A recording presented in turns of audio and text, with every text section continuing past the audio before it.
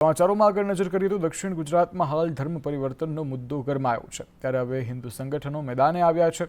તાપીમાં અગ્નિવીર હિન્દુ સંગઠન દ્વારા ખ્રિસ્તી ધર્મ પાળનાર 40 જેટલા આદિવાસી પરિવારોને ફરી મૂળ ધર્મમાં ઘરવાપસી કરાવવામાં આવી છે। સોનગઢ અને વ્યારા તાલુકામાં ખ્રિસ્તી મિશનરીઓ દ્વારા વટાળ પ્રવૃત્તિઓ વધારી દેવામાં આવી હોવાના આક્ષેપો થઈ રહ્યા છે। એક બાદ એક ધર્મ પરિવર્તનની બાબતો સામે આવી રહી છે, ત્યારે અગ્નિવીર હિન્દુ સંગઠન દ્વારા કેટલાક વર્ષો પૂર્વે હિન્દુ ધર્મ છોડી ઈસાઈ ધર્મ અપનાવી ચૂકેલાને સ્વધર્મ પરત લાવવામાં આવ્યા છે। અગ્નિવીર હિન્દુ સંગઠને તાપીના ડોલવણ તાલુકાના ઉમરવાદ વદુર ગામે 40 જેટલા આદિવાસી પરિવારના સભ્યોને ફરી હિન્દુ ધર્મમાં લાવી અને ઘર વાપસી કરાવી હતી। ડોલવણ તાલુકાના ઉમરવાદ ગામ ખાતે જે સોનગઢ વિસ્તારના જે મલંગદેવના આજુબાજુના ગામડાના લોકો જે વર્ષોથી ખ્રિસ્તી ધર્મ અપનાવેલો અને દેવળ અને ચર્ચમાં જનાર વ્યક્તિઓએ જે પોતાનો જે ધર્મ છોડીને ગયેલા, તો એ લોકો આજે પાછો પોતાનો હિન્દુ એટલે સનાતન ધર્મમાં આજે ઘર વાપસી કરી છે। અમે ઘણા વર્ષો પહેલાં અમે ખ્રિસ્તી ધર્મ પાળતા હતા, અમે ચર્ચમાં જતા હતા, પ્રાર્થના કરાવતા હતા, તો બી અમને કંઈ સારું ન લાગતું હતું, એટલે અમે ફરી પાછા અમે અમારા મૂળ ધર્મ હિન્દુ અપનાવવાના છે। દક્ષિણ ગુજરાતના જે આદિવાસી બહુલ વિસ્તારની અંદર જે ધર્માંતરણનો જે હંમેશા વિવાદ રહ્યો છે, એ જે ખ્રિસ્તી સમાજ દ્વારા કે મિશનરીઓ દ્વારા જે ધર્માંતરણ કરવામાં આવી રહ્યું છે, ત્યારે અનેક સંગઠનો તેની સામે ઊભા થઈ રહ્યા છે। અને જે એક અગ્નિવીર હિન્દુ સંગઠન દ્વારા એ એક કાર્યક્રમ ગોઠવવામાં આવ્યો છે, અને જે ખ્રિસ્તી ધર્મમાં ગયેલા જે 40 જેટલા આદિવાસી પરિવારો ફરી પાછા હિન્દુ ધર્મમાં જોડાઈ રહ્યા છે। આ જે કાર્યક્રમ છે એ ડોલવણ તાલુકાના ઉમરવાવ દૂર ગામે ચાંદ સૂર્ય મંદિર પર રાખવામાં આવ્યો છે। અહીં તમામ જે આપ જોઈ શકો છો કે જે પરિવારો છે તે અહીં ઉપસ્થિત છે અને વૈદિક દીક્ષા લઈ અને જે શુદ્ધિ યજ્ઞ કરી તેઓ ફરી પાછા હિન્દુ ધર્મમાં જોડાઈ રહ્યા છે। અને સાથે સાથે જોવા જઈએ તો આ એક રીતે જોવા જાય તો જે ધર્મ પરિવર્તનના જે કિસ્સાઓ તાપીમાં સાંભળવા મળી રહ્યા છે, જે દક્ષિણ ગુજરાતમાં સાંભળવા મળી રહ્યા છે, આ ધર્માંતરકને કંઈક ને કંઈક તો ઝટકો લાગ્યો હોય તેવું લાગી રહ્યું છે। અનુભટ સંદેશ ન્યૂઝ તાપી। સતલાસણામાં ચાળા અને કેવડાસણના બે રાવળ બંધુઓએ આશરે 50 વર્ષ પૂર્વે ખ્રિસ્તી ધર્મ અપનાવ્યો હતો। તેના બદલે ખ્રિસ્તી મિશનરીઓએ બંને બંધુઓને કેથલિક આશ્રમના નેજા હેઠળ જમીનો વેચાણ અપાવી હતી। જો કે 10 થી 15 વર્ષ પૂર્વે બંનેના મોત થતાં વારસદારોને જમીન હક મળતા મિશનરીઓએ પોત પ્રકાશ્યું છે, જેમાં બંનેના ખેતરમાં ચર્ચ ઊભા કરી વારસદારોને પ્રાર્થના કરવા ફરજ પાડતા અને ખ્રિસ્તી ધર્મ અપનાવવા ધમકીઓ આપતા। જો કે વારસદારોએ ઇનકાર કરતા પરિવારને જમીનમાંથી કાઢી મૂકી લેન્ડ ગ્રેબિંગના ખોટા કેસ ઊભા કર્યા હતા, જેથી સમગ્ર મામલો કોર્ટમાં જતા ભાંડો ફૂટ્યો છે, જેને લઈ ખેડૂતોને ધર્મ પરિવર્તન કરવા મજબૂર કરવામાં આવ્યા હોવાનો પણ મામલો સામે આવ્યો છે।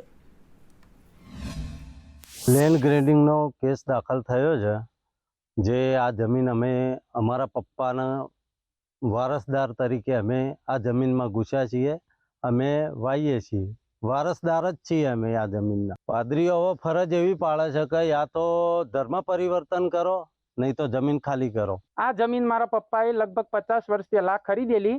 જે ખ્રિસ્તી ફાધરી આવ્યા હતા, તેમને મારા પપ્પાએ પ્રલોભન આપ્યું કે તમે આ ધર્મ અપનાવો, અમારો ક્રિશ્ચિયન ધર્મ, તો હું તમને આ જમીન આપીશ વાવવા। તો મારા પપ્પાએ પ્રલોભનમાં આવીને આ જમીન વાવવા રાખી અને ખ્રિસ્તી ધર્મ અપનાવ્યો। હવે મારા પપ્પા મૃત્યુ પામ્યા અને અમે વારસાઈ તરીકે અમે 3 ભાઈ ને 1 બેન આ જમીન ઉપર ભોગવટો કરીએ છીએ। તો એ લોકો એમ કહે છે કે તમે અમારો ખ્રિસ્તી ધર્મ અપનાવો, કો તો જમીન ખાલી કરો। ખેડાના ભૈલા કુઈમાં કપિરાજ પાંજરે પુરાયા છે। અનેક લોકો પર હુમલો કર્યા અને ઈજા પહોંચાડી હતી। લોકોને ઘરની બહાર નીકળવું મુશ્કેલ બન્યું હતું। વન વિભાગે આખરે ભારે જહેમત બાદ કપિરાજને પાંજરે પૂર્યા છે।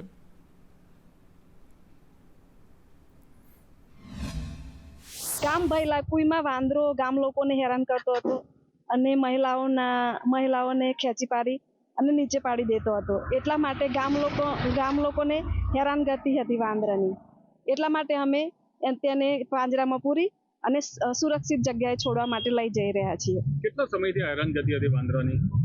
અઠવાડિયેથી કોને કોને કેવી ઈજાઓ પહોંચાડી છે? શું ફરિયાદો હતી? ગામ લોકોને દોડીને પાછળ મારવા દોડતો હતો. ક્યારે આ પાંજરું મૂક્યું હતું ને કેવી રીતે વાંદરો પકડ્યો? અઠવાડિયાથી પાંજરું મૂક્યું હતું.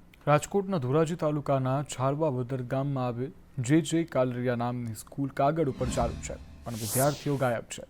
વિદ્યાર્થીઓના નામ માત્ર ચોપડામાં જોવા મળે છે. માધ્યમિક શાળા અને ગ્રાન્ટેડ શાળામાં કુલ 54 વિદ્યાર્થીઓ અભ્યાસ કરતા હોવાનું માત્ર ચોપડે નોંધાયેલું છે. આ સ્કૂલ છેલ્લા ઘણા વર્ષોથી ફક્ત કાગળ ઉપર ચાલતી હોય તેવું સ્થાનિક આગેવાન દિલીપભાઈ ભાસ્કર દ્વારા જણાવવામાં આવ્યું છે. સાથે તેમણે જણાવ્યું હતું કે 10 વર્ષથી આ બિલ્ડિંગ બંધ હાલતમાં છે અને આ શાળામાં અભ્યાસ કરવા આવનારા વિદ્યાર્થીઓ ફક્ત ચોપડે નામો નોંધાય છે. નામના વિદ્યાર્થીઓ અન્ય કોઈ જગ્યાએ અભ્યાસ કરતા હોય તેવું લાગી રહ્યું છે અને આ શાળાના કર્મચારીઓ બેઠા બેઠા પગાર ખાઈ રહ્યા હોય તેવું લાગી રહ્યું છે અને આની તંત્ર દ્વારા યોગ્ય તપાસ કરી જવાબદાર પર કાર્યવાહી કરીને યોગ્ય પગલાં લેવાય તેવી માંગ ઉઠી છે. સ્કૂલ તો છેલ્લા 15 વર્ષથી જર્જરિત છે. સ્કૂલ બંધ છે. ગ્રામજનોનો પણ આક્ષેપ છે બંધ છે એવું, અને છતાં હોવા છતાં સરકારની દેખરેખ નીચળ સરકારનું પણ આમાં ક્યાંક સેટિંગ હોય, અધિકારીઓનું પણ સેટિંગ હોય એવું મને સ્પષ્ટ જણાય છે. આ ખરેખર સત્ય હકીકત છે કે આજ છેલ્લા 15 કે 10 વર્ષ થયા પ્રિન્સિપલ, ક્લાર્કો કે જે તેમાં કર્મચારીઓ હોય તે ઉચાપત કરીને પગાર લીધેલો છે. એ પગારની રિકવરી પણ થવી જોઈએ એવી મારી માંગ છે. શાળા ટ્રસ્ટની છે અને ગ્રાન્ટેડ શાળા છે, એટલે નકલી શાળા કે ડમી શાળા તરીકે આપણે એને નહીં કહી શકીએ. 9મું અને 10મું એક વર્ગ ચાલે છે. વિદ્યાર્થીઓની બાબતે જે વિગતો છે સામે આવી છે પ્રાથમિક તપાસમાં, એ તપાસમાં વિદ્યાર્થીઓ અનિયમિત હોવાની વિગતો મારા ધ્યાને આવેલી છે. શાળાની અંદર એક આચાર્ય અને એક ક્લાર્ક એમ 2 જણનું મહેકમ અત્યારે હાલ કાર્યરત છે, પણ વિદ્યાર્થીઓની જે અનિયમિતતા છે એ પ્રાથમિક તપાસમાં જે બહાર આવ્યું છે એ પછી અમે એની ડિટેલ તપાસ કરી અને વિદ્યાર્થીઓ બાબતની ચકાસણી કરીશું. બાકી શાળાની માન્યતા અને માધ્યમિક શાળા છે, નોંધાયેલી શાળા છે, એટલે નકલી શાળા કે ડમી શાળા તરીકે આપણે એને કહી શકીશું નહીં. કોંગ્રેસના આક્ષેપને એબીવીપીએ પાયાવિહોણા ગણાવ્યા છે. કોંગ્રેસે આક્ષેપ કર્યા હતા કે એબીવીપીના આગેવાનો બીઝેડના એજન્ટ છે. બીઝેડ ગ્રુપ સાથે સંકળાયેલા હોવાની વાત પાયાવિહોણી હોવાનું એબીવીપીનું કહેવું છે. બીઝેડના કૌભાંડ પર તટસ્થ અને ત્વરિત તપાસ જરૂરી છે તેવું એબીવીપીના મંત્રી દ્વારા કહેવામાં આવી રહ્યું છે. ગુજરાત કોંગ્રેસની નીચલી માનસિકતા ધરાવતા એક પ્રવક્તા દ્વારા વિદ્યાર્થી પરિષદ પર ખોટા આક્ષેપો, ખોટા આરોપો મૂકવામાં આવ્યા. વિદ્યાર્થી પરિષદના વર્તમાન સમયના કોઈ પણ કાર્યકર્તા એ બીઝેડ ગ્રુપ સાથે સંકળાયેલા નથી. વિદ્યાર્થી પરિષદ આ તમામ આરોપોને પાયાવિહોણા ગણે છે.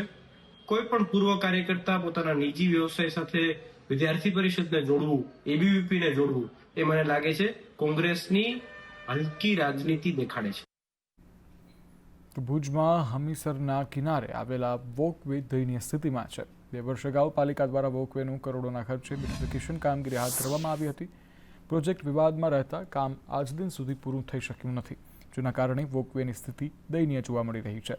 હાલમાં કોન્ટ્રાક્ટર દ્વારા નવી ડિઝાઇન મુજબ કામ ચાલુ કરવામાં આવ્યું છે.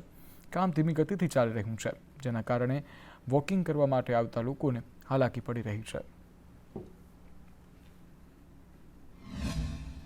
આપણા ધારાસભ્યશ્રી જ્યારે ચૂંટાયા ત્યારે એમણે ત્યાં કને ખાતમુહૂર્ત કર્યું હતું. એ વાતને લગભગ 2 વર્ષ થવા આવ્યા તો પણ આ કામ ગોકળગાય ગતિએ ચાલી રહ્યું છે, અને એ કામમાં જે કામ થવા જોઈએ એવા કામ તો કદાચ યોગ્ય રીતે થઈ જ નથી રહ્યા. ભુજનું આ વોકવે આમ તો બન્યું ત્યારથી જ વિવાદોમાં છે. જે તે સમયે આમાં નબળી કામગીરી અને ભ્રષ્ટાચારના આક્ષેપો થયા હતા. અમારા જે તે સમયના નેતાઓએ આ બાબતે લાંબી લડાઈ લડ્યા હતા, અને પછીના વર્ષોમાં એ સાબિત પણ થઈ ગયું કે આમાં ભ્રષ્ટાચાર થયો છે, નબળી કામગીરી થઈ છે. કેમ કે વોકવે ઉપર ખાડા પડવા, ગાબડા પડી જવા સામાન્ય બાબત બની ગઈ હતી. એના લીધે વોકિંગ કરવા આવતા લોકોને હાડકા સંબંધિત ઈજાઓ થવાના પણ બનાવવાની કામગીરી નગરપાલિકા દ્વારા હાથ ધરવામાં આવી હતી. અમુક નગરજનોનો સૂચન આવતા કામગીરી હાલ બંધ કરવામાં આવેલી છે. તેમાં જરૂરી પદાધિકારીઓ સાથે મિટિંગ કરી અને તેની નવી ડિઝાઇન નક્કી કરવામાં આવેલી છે. તેના ડીપીઆર ટૂંક સમયમાં તૈયાર થઈ જશે અને નવા જે ડીપીઆર બનશે તે અનુસારની કામગીરી ટૂંક સમયમાં હાથ ધરવામાં આવશે. વાઘોડિયા નગરપાલિકાની મનમાની સામે આવી છે. ઇલેક્ટ્રિક સપ્લાયરને ચીફ ઓફિસરનો કડવો અનુભવ થયો છે. ચીફ ઓફિસરે જવાબ આપવાના બદલે રૂમ બંધ કરી દીધો. સામાન ખરીદીનું ટેન્ડર વધારે ભાવના કારણે કેન્સલ થયું, જે અંગે પૂછપરછ કરવા માટે જતા યુવકને કડવો અનુભવ થયો છે. ઇલેક્ટ્રિક સપ્લાયરને બહાર બેસાડી રાખવામાં આવ્યો અને જ્યારે પ્રશ્ન પૂછવામાં આવ્યું ત્યારે અધિકારી દ્વારા રૂમનો દરવાજો બંધ કરી દેવાયો. ટેન્ડર ભર્યું હતું વાઘોડિયા ઇલેક્ટ્રિક હાઉસ પરથી ઇલેક્ટ્રિક મટીરિયલ સપ્લાયનું, પણ વાઘોડિયા નગરપાલિકામાં જ્યારે આ ટેન્ડર અમે પાસ કર્યું તે વખતે 3 મહિના પછી અમને જાણ થઈ, અમે તપાસ કરવા આવ્યા ત્યારે કે આ ટેન્ડર તમારું વધારે ભાવના કારણે રિજેક્ટ થયેલું છે. પણ જ્યારે અમે તપાસ કરી એના બીજા દિવસે અમને નોટિસ મળી. એના અગાઉ અમને ક્યારે કહેવામાં આવ્યું નથી કે આ ટેન્ડરનું તમારો ભાવ વધારો છે, તે તમારું ટેન્ડર રિજેક્ટ થયેલું છે. જ્યારે આજે અમે સાહેબશ્રીને અરજી કરી ત્યારે સાહેબશ્રીએ કીધું કે તમારું ટેન્ડર વધારે ભાવના કારણે રિજેક્ટ થયેલું છે, પણ ભાવ શું છે, કોનો વધારે છે, કોનો ઓછો છે, એવું અમને કોઈ જાણ કરી નથી. વાઘોડિયા નગરપાલિકાના ચીફ ઓફિસરની મનમાની આજે સામે આવી છે. હાલ આપણે પહોંચ્યા છે વાઘોડિયા નગરપાલિકાની ઓફિસ કચેરી પાસે, કારણ કે આજે ચીફ ઓફિસરની ઓફિસ આવેલી છે. ત્યાં ચીફ ઓફિસર પોતે રૂમમાં બંધ થઈ ગયા છે, નજરે પડે છે. આ ઓફિસમાં તેઓ પોતે અંદર બેઠેલા છે, કારણ કે વાત એવી બનવા પામી છે કે જે અહીંયા આગળ વેન્ડર છે તે વેન્ડરે પોતાનું ટેન્ડર ભર્યું હતું ઇલેક્ટ્રિક બાબતનું, તો તેના 3 મહિના ઉપરનો સમય વીતી ગયો છતાં પણ તેને કોઈ પણ જાતનું પ્રત્યુત્તર ન મળ્યો. તેઓ પોતે આ કચેરી ખાતે આવ્યા હતા અને કચેરીમાં તપાસ કરવામાં આવી હતી કે મારું ટેન્ડર ક્યારે ખોલવામાં આવે, ત્યારે તેઓને તાકીદે તેઓને નોટિસ પાઠવી દેવામાં આવી છે કે તમારા ટેન્ડરનો ભાવ વધારે છે, તમારું ટેન્ડરને કેન્સલ રદ કરવામાં આવે છે. તેઓ ત્યારે આ ચીફ ઓફિસરને મળવા આવ્યા ત્યારે ચીફ ઓફિસરે તેઓને યોગ્ય જવાબ નહીં મળ્યો. ત્યાં પહોંચ્યા ત્યારે ચીફ ઓફિસરની ઓફિસ હાલ બંધ છે. ચીફ ઓફિસર પોતે આ રૂમમાં છે. આ જેવો રૂમ જોઈ શકો છો હાલ, કે આ રૂમ છે, અંદર ચીફ ઓફિસર પોતે બેઠા છે. રાજુ મંસૂરી, સંદેશ ન્યૂઝ, વાઘોડિયા. પોરબંદરમાં ભાવસિંહજી હોસ્પિટલમાં સ્ટાફની અછતના કારણે દર્દીઓને ભારે હાલાકી વેઠવાનો વારો આવ્યો છે. તેમજ હોસ્પિટલમાં દર્દીઓનો વધારો થતાં સ્ટાફ પહોંચી શકતો નથી, જેના કારણે સારવારમાં પણ અભાવ રહી જાય છે. ત્યારે અધિકારીઓ અને સામાજિક આગેવાનો દ્વારા સ્ટાફ વધારવા વારંવાર રજૂઆતો કરવામાં આવી છે, પરંતુ હજી સુધી કોઈ યોગ્ય નિરાકરણ નથી આવ્યું. પોરબંદરની અંદરમાં દિવસે બીમારીઓને જે વધી છે અને એક્સિડન્ટોના કેસ એટલા વધે છે, કારણ કે સ્થિતિ મોટી થાય એટલે વધે. તો આના માટે તાત્કાલિક ધોરણે ડાયરેક્ટ એ લોકોને નિમણૂક કરે અને જે આઉટસોર્સિંગ વાળા છે એને પરમેનન્ટ કરી નાખવા જોઈએ, એટલે એ લોકોને પણ લાગે કે ભાઈ 11 મહિના પછી મારું શું એ ન થાય ને સ્વતંત્ર પણ થાય. વાલાની રીતે વાલા દલવાની નીતિ કાઢી નાખવી પડે. આ લોકો અધિકારીએ જે કંઈ સર્જન હોય કે સિવિલ સર્જન હોય કે ડીન સાહેબ હોય કે સુપ્રિન્ટેન્ડન્ટ વાલા દલવાની નીતિ કાઢી અને રાજકીય પ્રેશરમાં આવ્યા વગર ખરેખર માનવતાના ધોરણે આ લોકોની નિમણૂક કરી અને તાત્કાલિક ધોરણે આ લોકોને એપોઇન્ટ કરે એવી મારી માંગણી છે. હાલ ભાવસિંહજી હોસ્પિટલમાં 174 જગ્યાઓ મંજૂર થયેલી છે સ્ટાફ નર્સની, ઇન્ચાર્જને બધા થઈને, જેમાંથી 152 જગ્યા ભરેલી છે અને 152માંથી 44 જગ્યાઓ છે એ આઉટસોર્સથી ભરેલી છે અને બાકીની જે જગ્યાઓ ખાલી છે તેના માટેની અમારી પ્રોસેસ ચાલુ જ છે. વડોદરા ટ્રાફિક દ્વારા વન નેશન વન ચલણનો પ્રારંભ કરવામાં આવ્યો છે. વડોદરા પોલીસ કમિશનર નરસિંહા કોમેરે આ પ્રારંભ કરાવ્યો છે.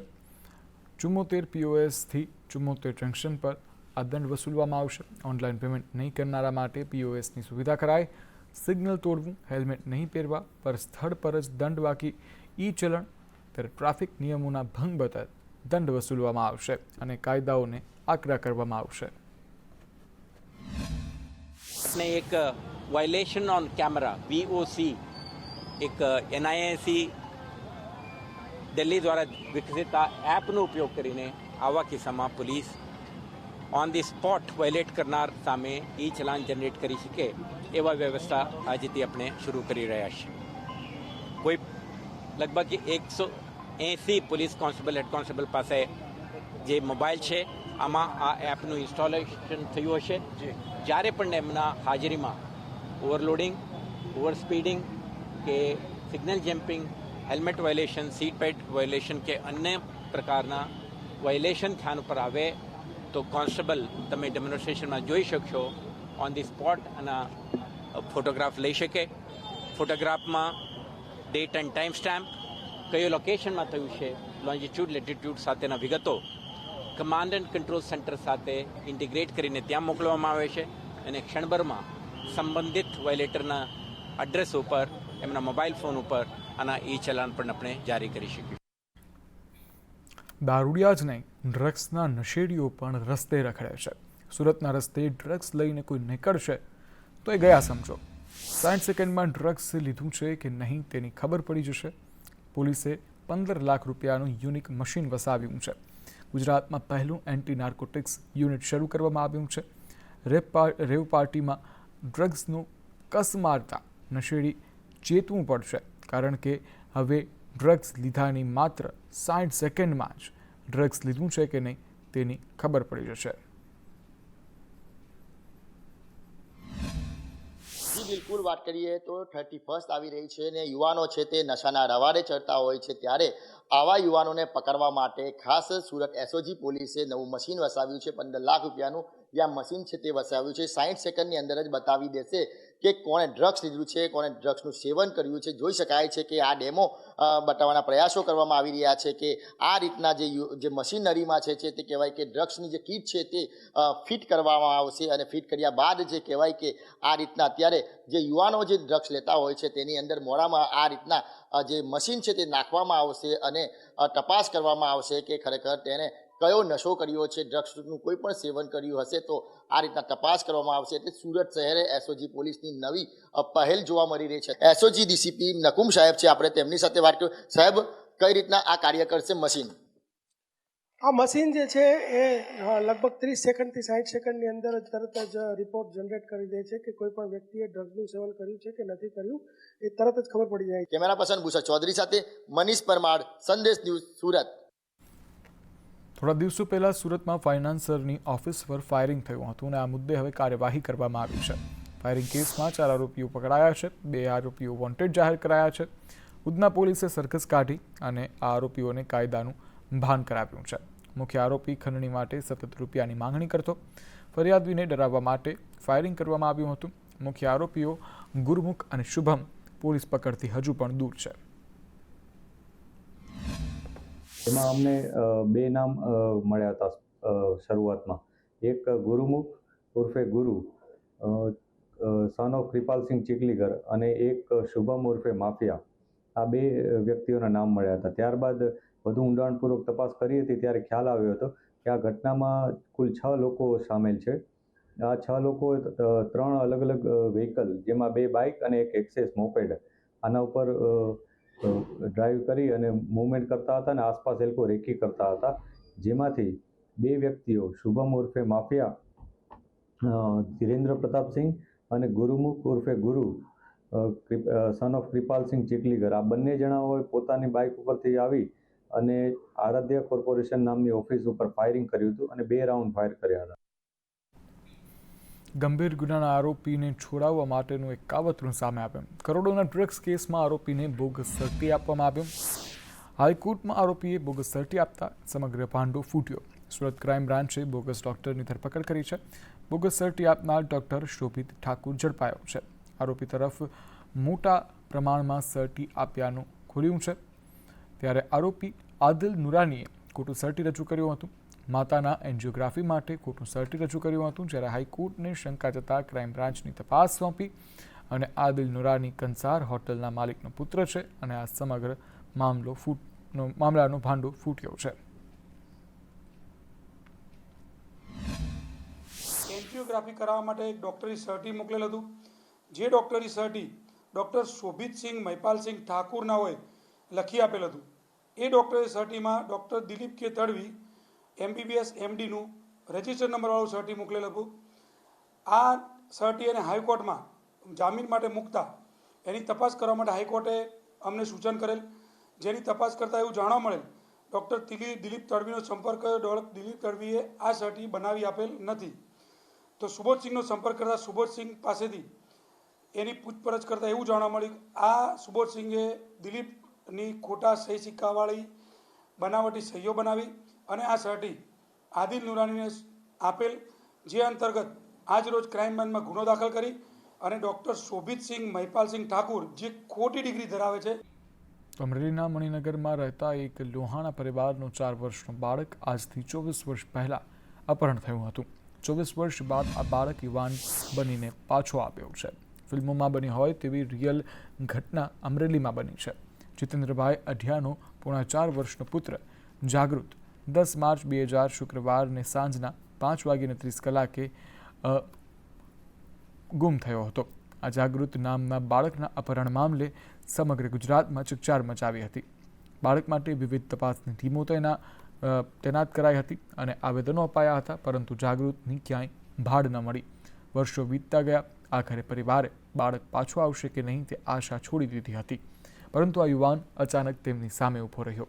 યુવાનને પૂછતા તેમણે જણાવ્યું હતું કે છેલ્લા 2 વર્ષથી ગુજરાતમાં પોતાના મા બાપને શોધી રહ્યો હતો. હરિયાણામાં ડેરીનો વ્યવસાય કરતા પાલક માતા પિતાએ છેલ્લા 24 વર્ષથી ઉછેર કર્યો હતો. 24 વર્ષ પહેલાં એક ટ્રક ચાલક આ બાળકને એક ઢાબા ઉપર મૂકી ગયો હતો અને તે આ બાળક ગુજરાતનો છે તેમ કહ્યું. જુદા જુદા 2-3 ઘરે ફર્યા બાદ આખરે આ બાળકનો ઉછેર ભગવાનદાસ નામના વ્યક્તિએ કર્યો હતો. 2 વર્ષ પહેલાં પાલક માતા પિતાના અવસાન બાદ આ યુવાન માતા પિતાની શોધમાં ગુજરાત આવ્યો અને પોતાનો વિડીયો વાયરલ કર્યો. હાલમાં 28 વર્ષની ઉંમરના આ યુવાનનો ચહેરો લોહાણા પરિવારને મળતો આવતો હતો. વિડીયો જોઈને પાડોશી મહિલાએ આ પરિવારને જાણ કરી, જેથી યુવકને અમરેલી બોલાવવામાં આવ્યો. લોહાણા પરિવાર અને પોલીસ DNA રિપોર્ટની હવે રાહ જોઈ રહ્યા છે.